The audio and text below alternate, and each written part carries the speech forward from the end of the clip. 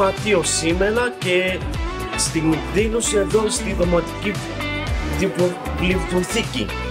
Μου αρέσει πολύ το παραμύθι, γιατί είναι ωραίο, μου αρέσει το παραμύθι, είσαι και γιος. Πολύ μου αρέσει το παραμύθι. Πιστεύουμε να περάσουμε πολύ ωραία. Ευχαριστούμε και την κυρία Όλγα Αντέλα. Είμαστε πάρα πολύ ευχαριστημένοι που έχουμε την κυρία Αντέλα. Παίζει ωραία, μου αρέσει η μουσική του, όλα τα τραγούδια που παίζει ο κύριος Μάρκος. Θα τραγουδήσεις μαζί του? Εννοείται. Τα περιμένω με πάρα πολύ αγωνία. Και έδωσε το κουδουνάκι στο αγόρι.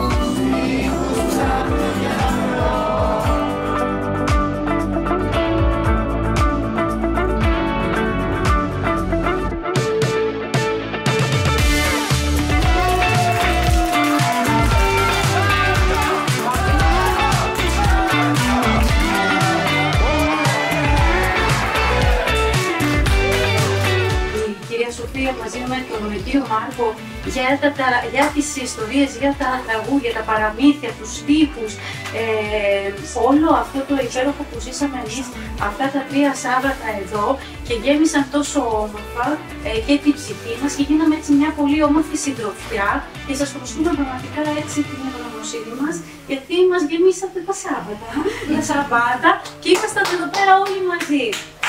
Και να ευχαριστήσουμε και τα κορίτσια που ήρθαν και πάλι από το τμήμα εργοθεραπείας και είναι μαζί μας και επίσης και όλους τους ανθρώπους πίσω από εδώ που βοηθούν στη βιβλιοθήκη και για τη φιλοξενία μας και όλους τους φίλους που έρχονται αυτά τα 3 Σάββατα μαζί μας και κάθονται στα μετώπιστε. Ευχαριστούμε πάρα πολύ.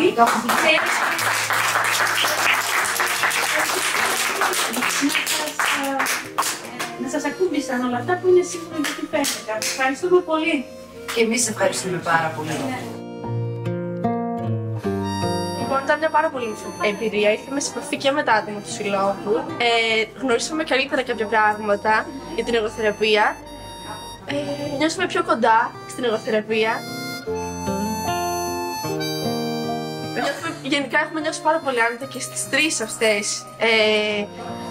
διοργανώσεις που έχουν γίνει. Ναι, και η κατσόμη ήταν διαφορετική και ξεχωριστή και με το δικό της ραπορέ. Και εμείς έχουμε μαζέψει πάρα πολλές νέες εμπειρίες.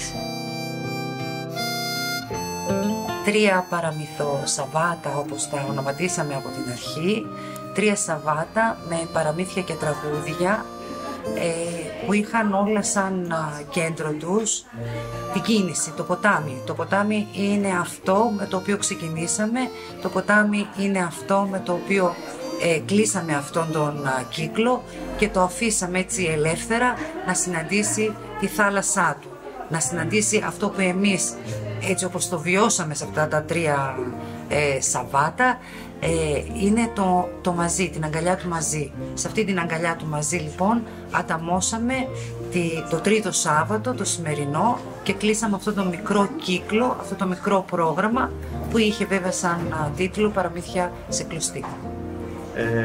Για μένα ό,τι ήταν καταρχήν είναι πάντα μια πρόκληση να γράφω τραγούδια για παιδιά, για τον κόσμο. Ήταν μια πρόκληση που θα ήθελα να γράψω πάνω στους στίχους της κυρίας Σοφίας.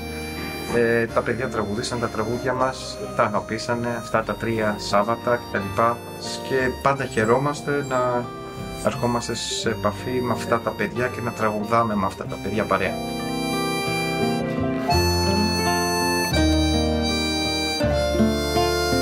Σ' άρεσαν εσένα τα τραγούδια του Μάρκου? Πάρα πολύ.